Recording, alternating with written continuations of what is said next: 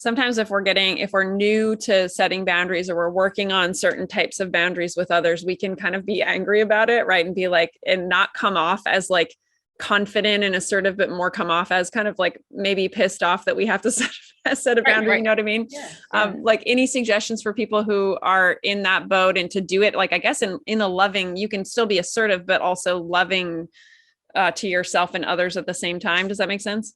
Yes. And that becomes a win-win in a lot of ways, but also understanding that it's up to you to set your boundaries and enforce them. It's not up to others to always have to accept them, because that may mean that person may not be a good fit for a continual relationship if they're constantly violating your boundaries and you've given space and opportunity for them to shift accordingly and adjust. And they're focused on not adhering to your boundaries, and that creates an unsafe environment for you. I would say using I statements are a great kind of way to anchor yourself with boundaries, because they're really simple. I feel hurt. I feel unheard when this happens. And so this is what would help me feel safe in this relationship or feel more comfortable in this relationship. What are some of your boundaries too? And so you're opening up to have this conversation about it. It's not like I'm drawing my line in the sand, don't you dare cross it. It's more like we're having a conversation and we're communicating to seek understanding with each other, because I want to make sure that you're feeling comfortable and safe in this space. And I don't want to overstep your boundaries, but if I don't know your boundaries, then how can I ensure that they're enforced and support you with that? Right. Yes, absolutely. Yeah. The ideal scenario is we can each talk about our own boundaries and have a conversation about it. I'm curious too, right? So for people who have had relationship trauma, narcissistic trauma, why is it important for them to learn the art of loving themselves, and how in the world do we do that? Yeah. The art of loving yourself. I love that language, because indeed it is an art, Andy. And I'm going to share 4 ways of being to help you with the art of loving yourself rather. Be okay with not being perfect. Mm. And that's a huge one for a lot of people. Perfectionism plagues us, and it keeps us stifled and stuck in a lot of ways of, trying new things and making mistakes, like really embracing being okay with not being perfect. Break up with toxic people. So you have the beautiful and an amazing opportunity to have around you the people that are supportive, that are rooting for you and cheering for you and able to respect your boundaries and honor them.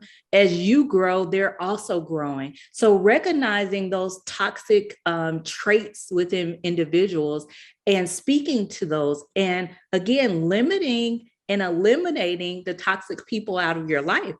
Believing in yourself, believing that you can indeed make healthy decisions for your life again. And that can mean forgiving yourself. Last one, be forgiving. Forgive yourself for past mistakes, current ones, and future ones, because it goes back to that perfectionism. No one's perfect. Incorporating and understanding and in embracing kindness toward yourself. I find a lot of people struggle with being kind to themselves. They're their own worst critics. They can be very unforgiving of themselves, saying, I should have known better.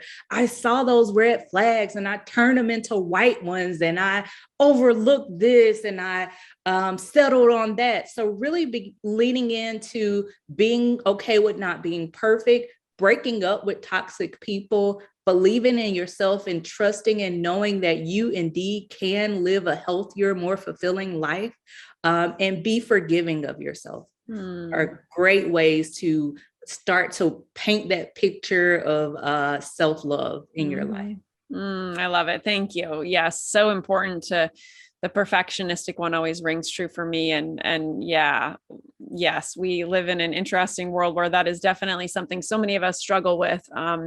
And yeah, that like not making mistakes kind of mentality. So absolutely. Like, and I kind of think about, right, when you see a child grow up, I know you have a son, right? Yes. Right. It's like, what do we tell them when they make a mistake? It's, oh, no big deal. Right. Or what, like it's, it'll be okay. Yeah. Yeah. And then yet we don't necessarily talk to ourselves like that as adults, right? We're like, how dare you do that again, Right. you know? You know better, you know, and it's, you know, again, the voice that we listen to, the voice that is replayed in our head, that becomes, you know, so real and powerful for us, even as adults. So we have to be very careful to show ourselves kindness. And it's not in a sense of like downplaying or, you know, just eliminating the consequences that are associated with it, but it's also offering yourself kindness that we freely give to other people. Mm-hmm. Yeah.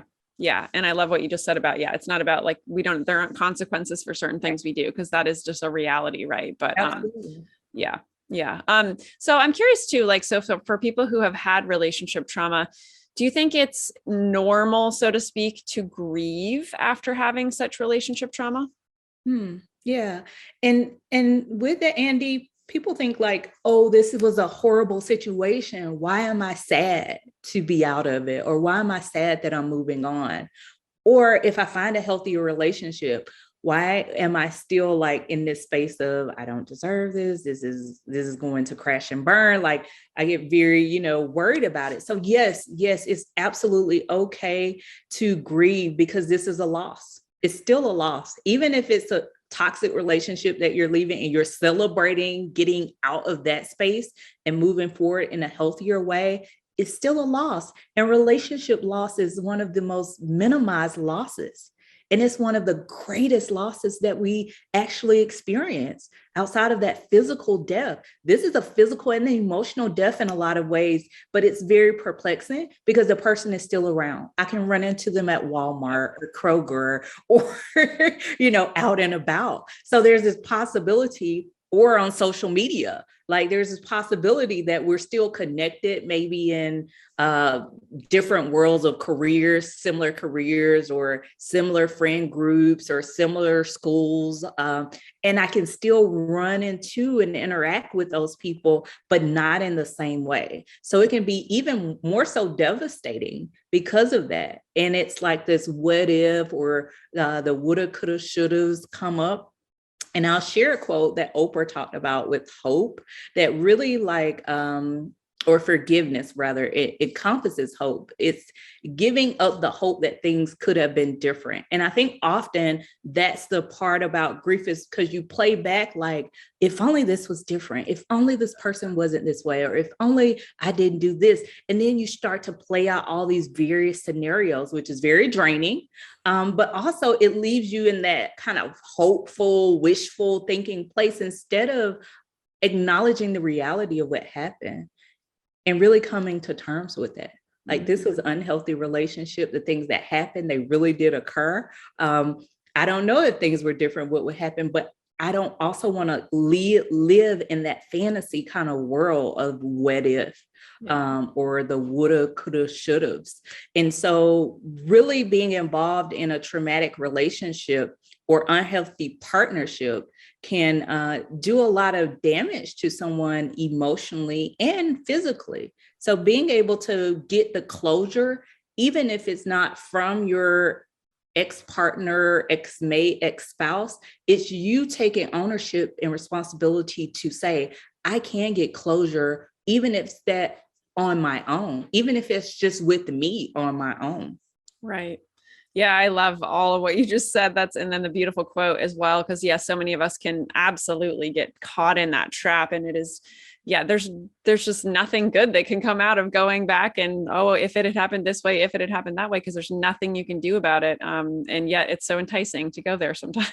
Absolutely. Yeah. Yeah. And I love too that you kind of like equate it to, right, there's the like a loss of like a relationship, but then there's like a death to it, because I think I was talking with someone else recently about how, right, when you have like a traumatic breakup or something like that, like you can, like you said, you can still see that person. So it's a little different. And then maybe since the person hasn't died, right, you can't necessarily share in the grief with other people, because if someone dies, a lot of times we're sharing in the grief with other people because that person's gone. But with a breakup, yeah, different kind of, kind of sticky subject there, that it makes it really challenging. So I think that's great.